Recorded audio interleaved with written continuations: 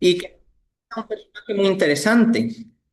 Como ha leído Apolos hace un momento, nuestra historia, que está en este segundo libro de Reyes, capítulo 5, es la historia de un hombre llamado Naamán.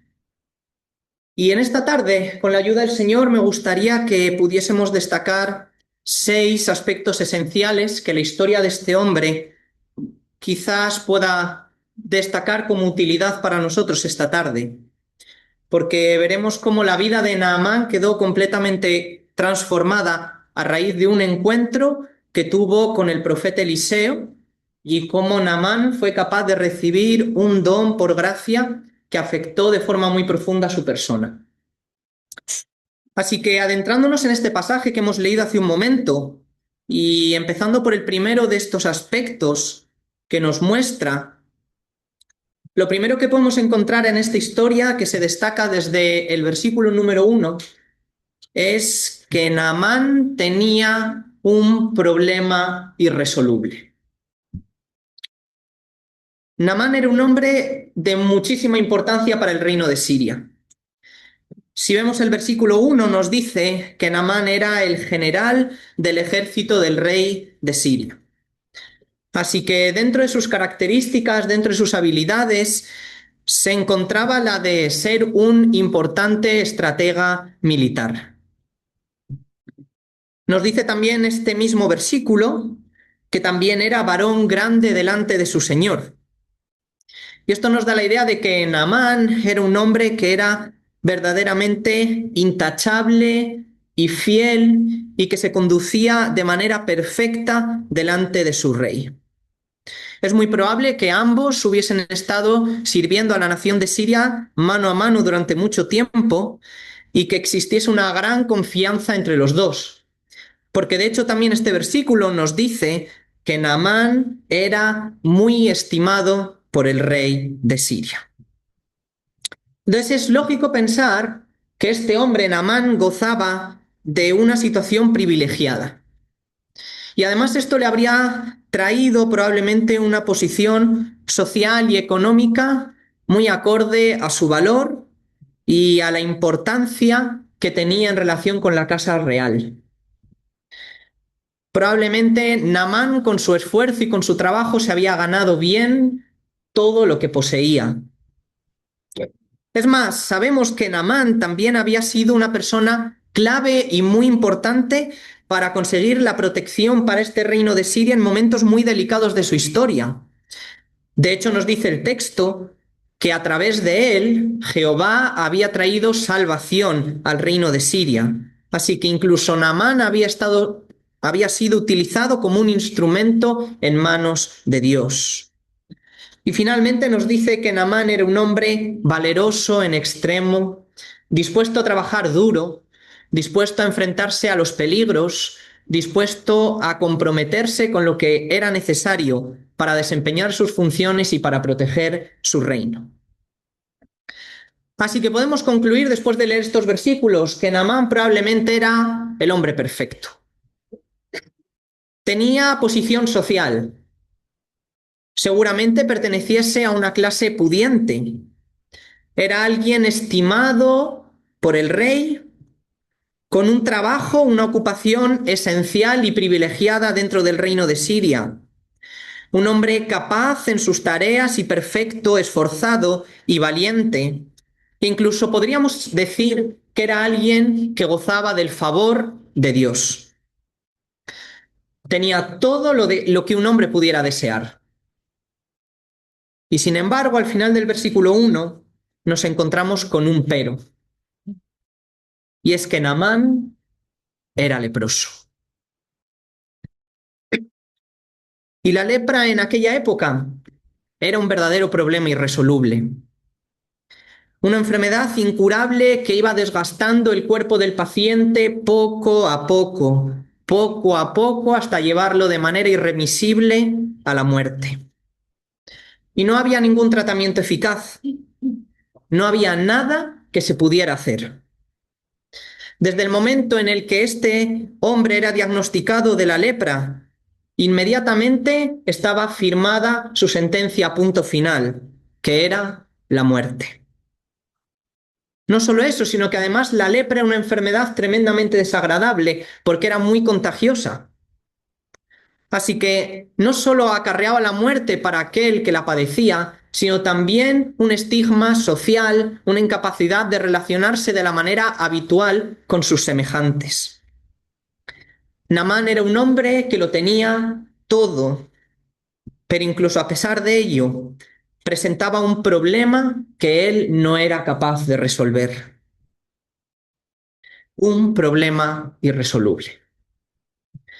Ahora bien, en su historia no todo es oscuridad, porque encontramos un segundo aspecto interesante a destacar en la vida de Naamán, y es que Naamán se encuentra de repente con una posibilidad ilusionante.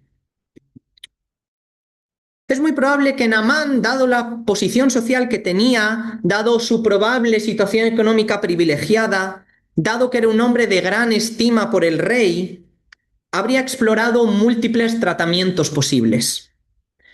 Se habría sometido a las manos de muchos médicos, de sanadores, de chamanes, de sacerdotes de sus dioses sirios. Seguramente había pagado sumas muy grandes de dinero para poder encontrar una solución a su problema, a esta enfermedad de la lepra. Es más, seguramente al ser un hombre esforzado y valiente, también había estado dispuesto a realizar todo tipo de sacrificios, de esfuerzos, de trabajo, de tareas que le fuesen encomendadas, con tal de ser capaz de resolver su situación lamentable. Pero como hemos dicho, la lepra era una enfermedad que no tenía cura.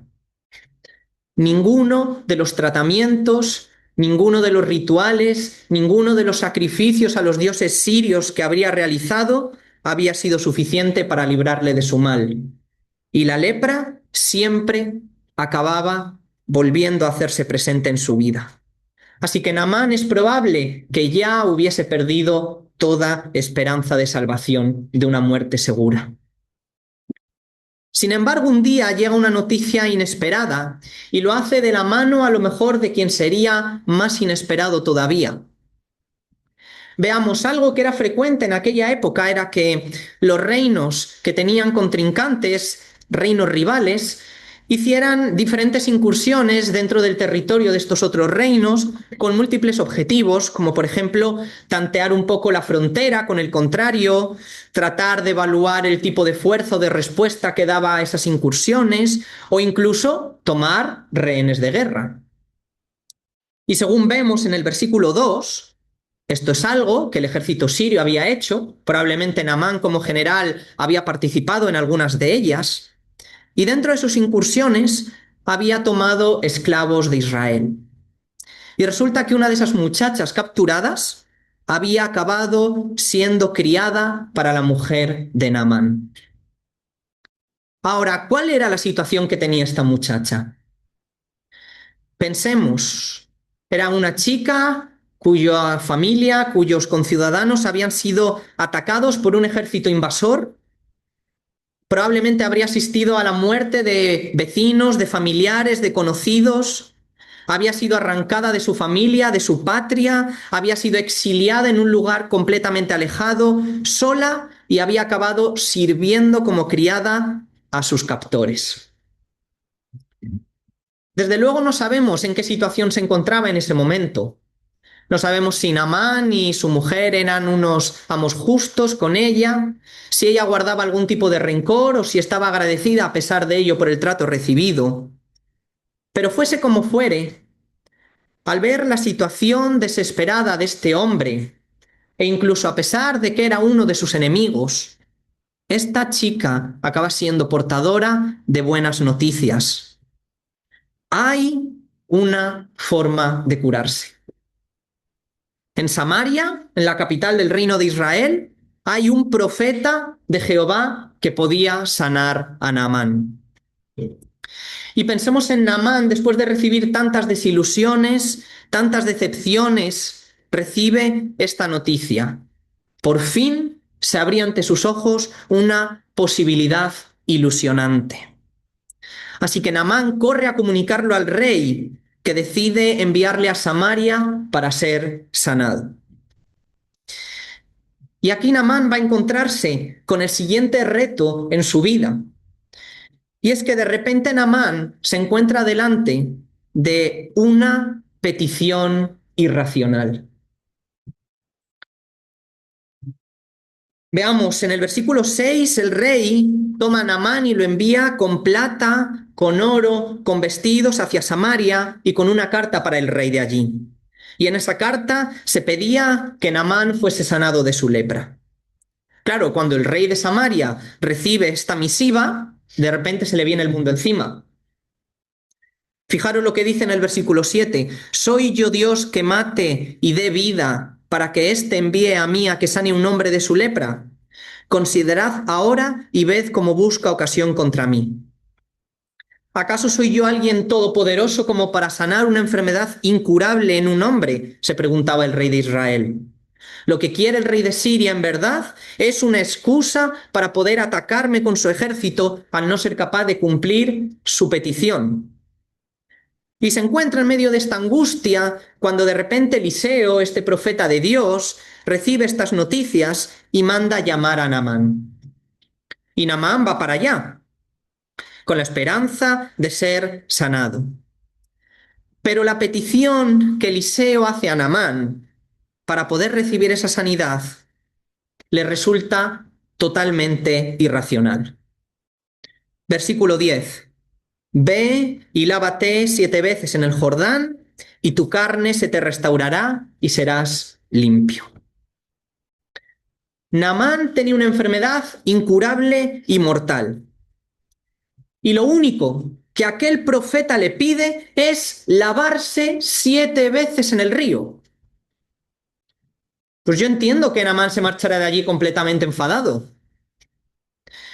Naamán, que había gastado dinero en curanderos, en médicos, que se habría sometido a pruebas dolorosas y exigentes, a rituales extraños para verse libre de aquella enfermedad, que habría estado dispuesto a hacer lo que se le solicitara, que habría estado dispuesto a pagar y someterse a cualquier tipo de petición descabellada por parte de aquel profeta para ser sanado, que habría realizado cualquier tipo de hazaña y habría sacrificado cualquier cosa que se le pidiera con tal de ser librado, solo tiene una solicitud.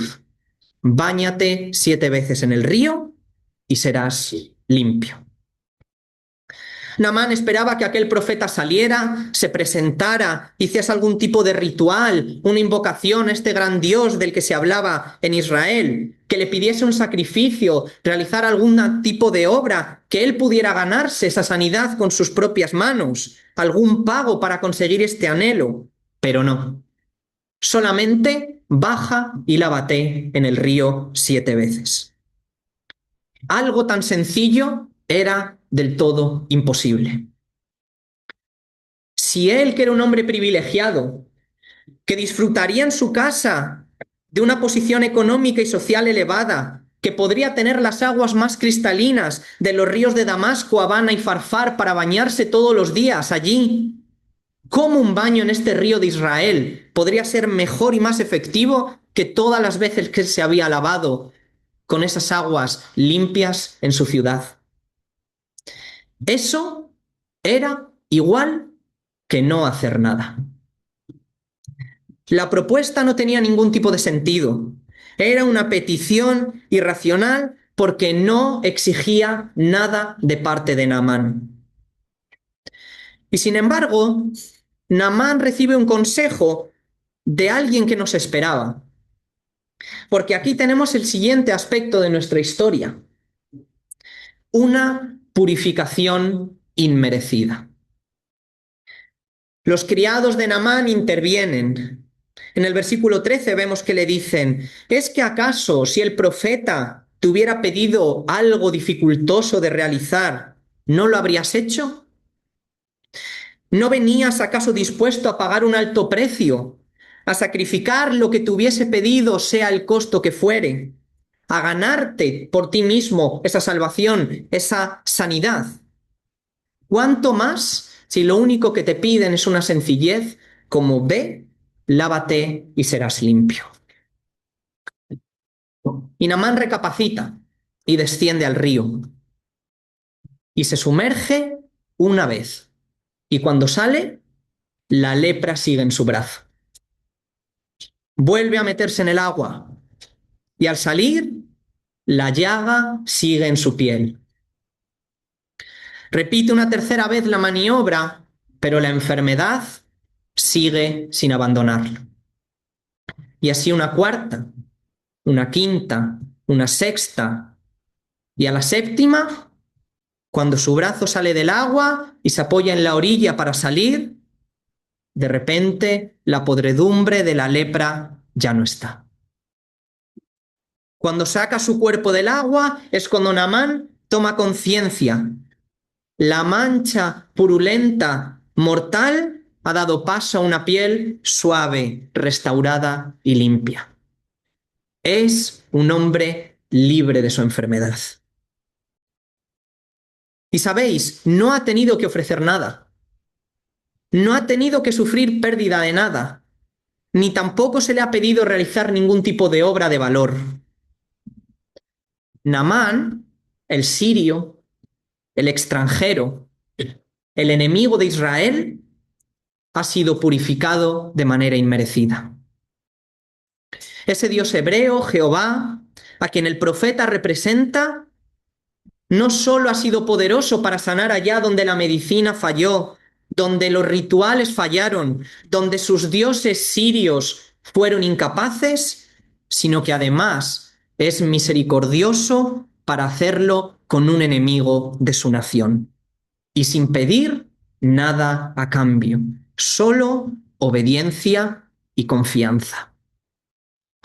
Y creo que este es el momento en el que Naamán, al darse cuenta de esto, sufre un cambio radical y profundo en su vida, en ese mismo instante. Y podemos constatar que esto ocurrió así, porque el siguiente aspecto a considerar en la historia de Naamán es una proclamación inamovible. Naamán sale del río, se dirige a Eliseo y dirige unas palabras profundas de un gran significado. Fijaros en el versículo 15. Dice Naamán: he aquí, ahora conozco que no hay Dios en toda la tierra sino en Israel. Naamán pronuncia unas palabras que a partir de ese día van a ser inamovibles en su vida. No solo ha reconocido el poder de Jehová, sino que además lo coloca como el único y verdadero Dios en toda la tierra, por encima incluso de sus dioses sirios a los que adoró desde su infancia. Porque allá donde ellos le fallaron, aun siendo su fiel adorador, aun cumpliendo todos los requisitos que ellos le pidieron y que sus sacerdotes le solicitaron, el Dios de Israel había sido quien lo había restaurado de forma completa, siendo incluso un enemigo suyo, un extranjero y sin pedir nada a cambio. Ese es el Dios al que Naamán decide servir a partir de este momento. Y podríamos pensar, bueno, ¿realmente esto es una declaración que Naamán hace por la euforia del momento, porque fruto de verse sanado después de tanto tiempo hace que diga estas palabras, pero cuando vuelva a su vida cotidiana se dará cuenta que no es tan fácil y volverá a lo habitual, a esos dioses sirios? Pero la cosa no es así. De cierto que Naamán tenía muy claro que este iba a ser su Dios a partir de ese momento, y podemos verlo en dos aspectos muy evidentes. Fijaros, Naamán sabía que después de este milagro él tendría que volver a su vida habitual, a su trabajo como general del ejército, a servir a su rey, a su vida anterior en Siria. Y declara dos aspectos esenciales en los que su vida cambiaría a partir de ese momento. Versículo 17. Te ruego, pues, ¿de esta tierra no se dará a tu siervo la carga de un par de mulas? Porque de aquí en adelante tu siervo no sacrificará holocausto ni ofrecerá sacrificio a otros dioses, sino a Jehová. Naamán no estaba dispuesto a volver para volver a rendir servicio a nadie más que no fuera Jehová. Y pide a Eliseo: por favor, dadme materiales, Dadme aquellas cosas que el Dios de esta tierra, que Jehová pide, para que yo pueda ofrecer un sacrificio lógico, de acuerdo a sus pretensiones, únicamente a Dios en los términos que Él pide. Así que el servicio de Naamán está firmemente comprometido con Jehová. Pero es que además, mucho más interesante, tenemos el versículo 18. Fijaros que dice: en esto perdone Jehová a tu siervo, que cuando mi señor el rey entrare en el templo de Rimón para adorar en él, y se apoyare sobre mi brazo, si yo también me inclinare en el templo de Rimón. Cuando haga tal, Jehová perdone en esto a tu siervo. Y fijaros qué interesante. Cuando Naamán regresase a Siria, él sabía que tenía que volver a sus deberes antiguos. Y dentro de ellos estaba ayudar al viejo rey de Siria a que cuando él se acercara al templo de su dios Rimón para adorar, se apoyara en su brazo para ayudarle a inclinarse. Y Naamán, acompañando al rey, también debía de inclinarse en ese templo para ayudar al viejo rey. Lo curioso es que hasta ese día, ese hecho de inclinarse para Naamán había sido una muestra de adoración al dios Rimón, pero nunca más. A partir de ese momento, sus rodillas solo tocarían el suelo como formalismo para ayudar al anciano rey de Siria. Y él pide: ojalá Dios perdone mi atrevimiento de inclinarme, porque a partir de ahora el único Dios al que mi corazón se inclina verdaderamente es Jehová. Así que no solo su servicio, sino que su lealtad estaba firmemente asegurada a Dios. Y esta es la proclamación inamovible que refleja el cambio de vida de Naamán en ese instante. Y sin embargo, aún una última cosa había Naamán de recibir de parte de Dios en ese día. Y este es nuestro sexto y último aspecto a tocar en esta tarde, y es una paz insondable. Porque si nos damos cuenta, cuando Naamán llega a Samaria, lo hace cargado de muchas cosas. Primero, viene cargado con una enfermedad incurable y mortal que atormentaba su ser de día y de noche. Segundo, venía cargado con una esperanza frágil y debilitada por muchos intentos fallidos de curación que seguramente habría experimentado anteriormente. Tercero, venía cargado con presentes que ofrecer como pago por los servicios de sanación al rey y al profeta, al Dios de Israel que efectuaría tal milagro. Y cuarto, venía cargado con la determinación de hacer toda la obra que fuera necesaria y que se le pidiera para conseguir su purificación. Pero cuando Naamán se marcha, lo hace vacío. O mejor dicho, lo hace con una sola cosa. Versículo 19. Y él, el profeta Eliseo, le dice a Naamán: ve en paz.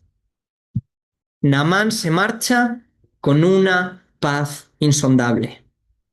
Su enfermedad ya ha sido eliminada, purificada por un Dios todopoderoso.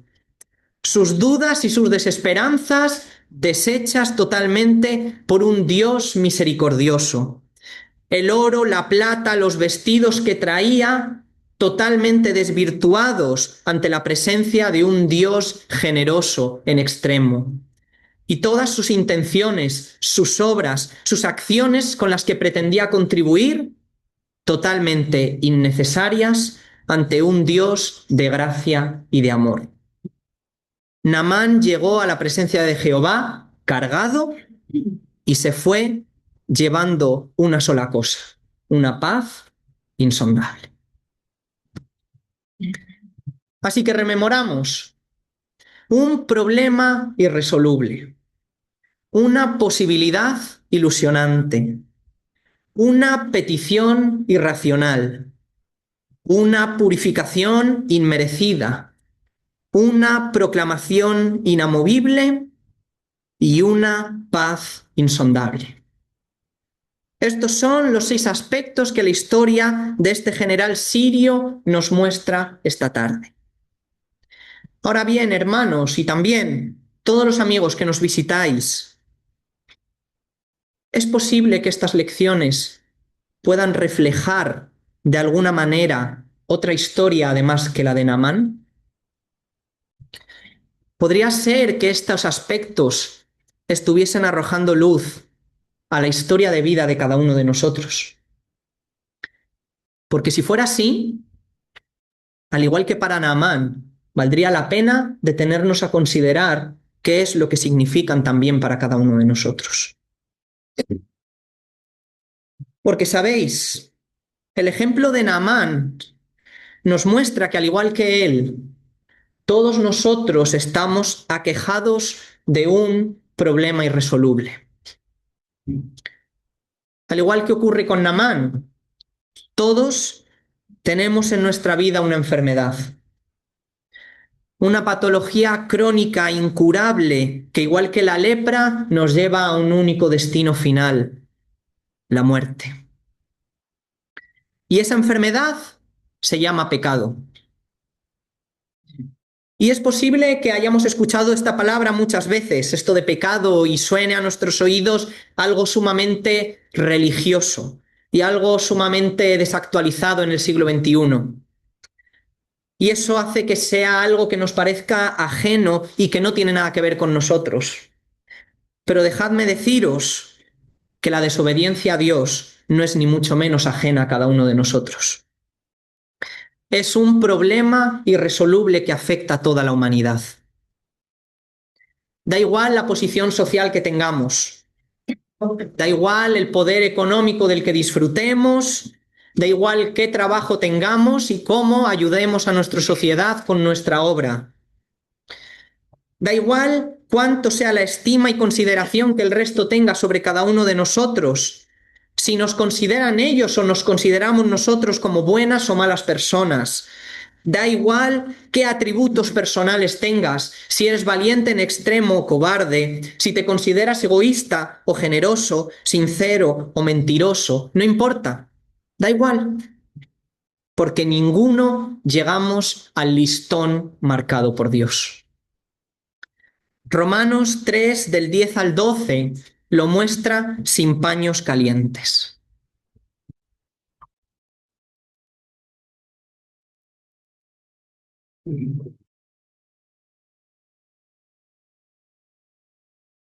Fijaros, no hay justo ni aún uno. No hay quien entienda, no hay quien busque a Dios. Todos se desviaron, a una se hicieron inútiles. No hay quien haga lo bueno, no hay ni siquiera uno. Todos sufrimos esta enfermedad mortal. El listón de un Dios perfecto es demasiado alto para que nosotros podamos soñar con llegar hasta Él, y no damos la talla. De una u otra manera, todos hemos desobedecido a su voluntad, sea con una mentira, sea con egoísmo, con orgullo, con inmoralidad sexual, con envidia, sea hablando mal de quien tenemos al lado, sea odiando al que nos ha hecho mal o siendo desleal al que nos ha hecho bien. Cualquiera de estas cosas y muchas otras hace que fallemos el tiro a la diana. Y cuando uno yerra el tiro, cuando uno no alcanza ese listón marcado de la medida que Dios pone, eso tiene un nombre y es pecado.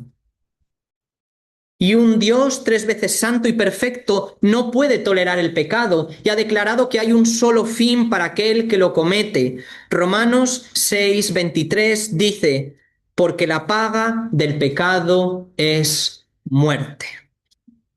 Quienes cometen estas faltas, aunque solo sea una de ellas, son dignos de recibir la paga que ellas conllevan. Están muertos en pecados. Y al igual que un muerto sabemos que no puede moverse, que no puede respirar, que no puede hacer nada para cambiar su estado en el que se encuentra, tampoco un pecador muerto puede hacer nada para cambiar su situación. Por eso se halla ante un problema irresoluble. Ahora, en medio de este problema, sin embargo, sí que existe una posibilidad ilusionante. Vamos a 2 de Pedro 3:9.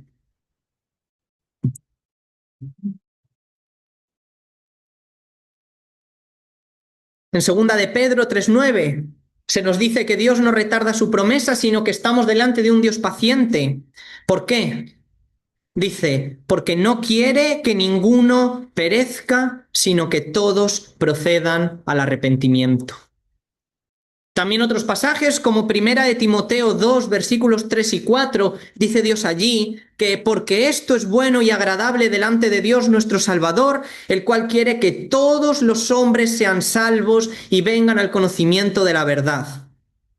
Pero no hace falta pensar en textos actuales, sino que hace miles de años ya, a través de sus profetas, Dios ya lo declara.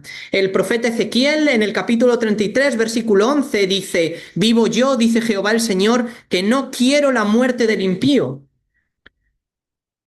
sino que se vuelva el impío de su camino y que viva. Volveos, volveos de vuestros malos caminos. Así que hay una solución. Este Dios justo que no puede tolerar el pecado, que lo odia, también es un Dios misericordioso, que no se complace en que los hombres sean condenados a muerte. No es su deseo ver cómo el hombre culmina el fin merecido tras no alcanzar el listón, tras errar el tiro. Él nos ama y quiere que vivamos, que demos la espalda a nuestra desobediencia y vivamos. Y para ello ha previsto un método eficaz. El único modo para salvarnos de la enfermedad del pecado y de la muerte. Ha provisto de un sustituto. Uno que cargase sobre sí mismo el castigo para que tú pudieras tener paz con Dios. Uno que sufriera tus dolores para que tú pudieras ser sanado. Uno que muriese en tu lugar para que tú pudieras vivir.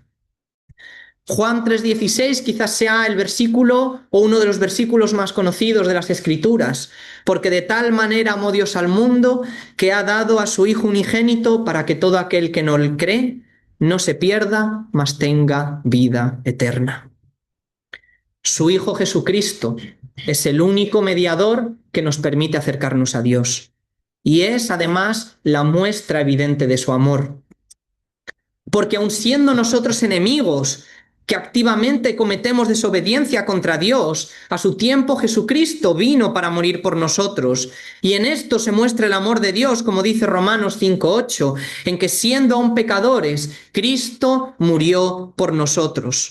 Una muerte que era necesaria porque el precio tenía que ser pagado, porque haber vivido de espaldas a Dios requería la muerte. Y Cristo entregó su vida para ser propiciación por nosotros, para que Dios no nos viera más bajo esa mancha del pecado, bajo esa enfermedad, sino a través de la luz que ese sacrificio trajo para nosotros. Un precio que era alto, pero necesario. Y la historia no acaba allí, porque después de morir en la cruz como un criminal y después de ser sepultado, Jesucristo resucitó al tercer día. 1 Corintios 15:3 dice, porque primeramente os he enseñado lo que asimismo recibí, que Cristo murió por nuestros pecados conforme a las Escrituras, y que fue sepultado y que resucitó al tercer día conforme a las Escrituras. Y el texto aquí en 1 Corintios sigue hablando de Cefas, de los 12 apóstoles, de Jacobo, de Pablo y de más de 500 personas que dieron su testimonio de ver este milagro extraordinario de un Jesús levantado de la muerte, con sus propios ojos. A este Jesús que resucitó, todos ellos fueron testigos de verle caminando a su lado. Este sacrificio es la única forma de obtener la vida. Como él mismo dijo en Juan 10:10, yo he venido para que tengan vida y la tengan en abundancia. No hay otro camino, no hay otra manera, no hay nada que ninguno podamos ofrecer, no hay nada que podamos sacrificar, no hay nada que podamos hacer para salir por nuestra propia mano de esta situación de muerte por el pecado. ni para ayudar a cambiar nuestra situación ni un solo milímetro. Solo aceptar el sacrificio de Jesucristo. Y quizás como a Naamán nos parezca que esta es una petición irracional de parte de Dios. Porque Romanos 19 dice que si confesares con tu boca que Jesús es el Señor y creyeres en tu corazón que Dios lo levantó de los muertos, serás salvo. Y más adelante en el versículo 11 dice, pues la Escritura dice, todo aquel que en él creyere no será avergonzado, porque no hay diferencia entre judío y griego, no hay diferencia entre clases de personas, pues el mismo que es Señor de todos es rico para los que le invocan, porque todo aquel que invocare el nombre del Señor será salvo. Y quizás lo pienses y digas, es ilógico recibir una salvación tan grande sin tener que participar con mi esfuerzo, con mi dedicación, sin tener que hacer nada. Pero es así porque Cristo ya hizo todo lo que había que hacer en la cruz del Calvario.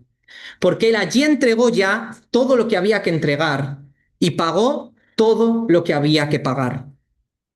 Y ese es el regalo que ofrece esta tarde. Porque por gracia sois salvos por medio de la fe. Y esto no de vosotros, pues es un don de Dios. No por obras para que nadie se gloríe. No hay obra alguna que puedas hacer, ni tampoco que tengas que hacer. Lo que Dios regala es una purificación inmerecida. Solo debes aceptar ese regalo que se te ofrece. Como Él dice en su palabra, confesar con tu boca que Jesús, el Hijo de Dios, es el Señor, y creer que Dios lo resucitó, lo levantó de los muertos al tercer día, y serás salvo. Esta es tu proclamación inamovible. Que si decimos que no tenemos pecado, si crees que esto no te aplica a ti, que tú no has fallado, que tú no has errado, que eres buena persona, te engañas a ti mismo. Si crees que no has sido desobediente, que no has fallado al requisito que Dios pone, que llegas al listón, que eres capaz de acertar siempre en el centro de la diana, te estás engañando a ti mismo. Pero si confesamos nuestros errores, si confesamos nuestros pecados, Él es fiel y justo para perdonar nuestros pecados y limpiarnos de toda maldad. Este es el regalo que en esta tarde Dios ofrece para ti. Y puede que pienses, bueno, aún hay tiempo. Esto es algo que en un futuro me plantearé. Mi vida ahora tiene demasiados problemas, demasiadas incertidumbres, demasiadas ocupaciones como para ponerme a añadir más a lo que ya tengo encima. Pero este es un anuncio inminente. Nunca sabemos qué es lo que va a ser de uno mismo. Oye, puede que Dios te haya regalado tiempo de vida abundante, espero que así sea, pero puede que esta noche vengan a buscar tu alma también. Y lo único cierto es que la oportunidad se presenta a ti esta tarde. Si la aceptas, el regalo de la salvación que Dios otorga viene acompañado de paz. Hay incógnitas en tu vida, hay problemas, hay situaciones difíciles, hay incertidumbres, hay cargas con las que tú esta tarde has llegado a esta reunión. Igual que Naamán vino delante de aquel profeta de Dios. Es así, es cierto, puede haberlas. Pero al igual que para él, la salvación de Dios viene acompañada de una paz insondable. Y cuidado, esto no quiere decir que automáticamente tu vida va a resolverse, no quiere decir que todos tus problemas van a solucionarse, que tus incertidumbres van a desaparecer, que todas las ocupaciones y los desasosiegos van a dejar de existir. Nada más lejos de la verdad. Pero la seguridad de la salvación trae consigo paz. Una paz que en palabras del propio Jesús en Juan 14:27 no es como la paz que da el mundo. Una paz que es interna, que es duradera y que es muy diferente de la paz superficial y pasajera que nos ofrece este mundo. No es ausencia de conflicto externo, sino seguridad interior. No se turbe vuestro corazón ni tenga miedo, dicen las Escrituras. Una promesa de consuelo en medio de los problemas.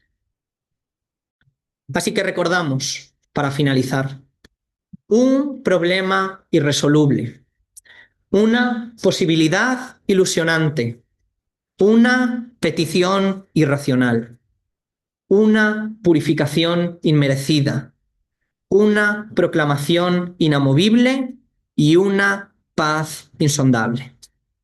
Esta es la gracia de Dios en esta tarde, el don de salvación. Así que a mí lo único que me resta por decir es, no dudes y ven a Él. Amén.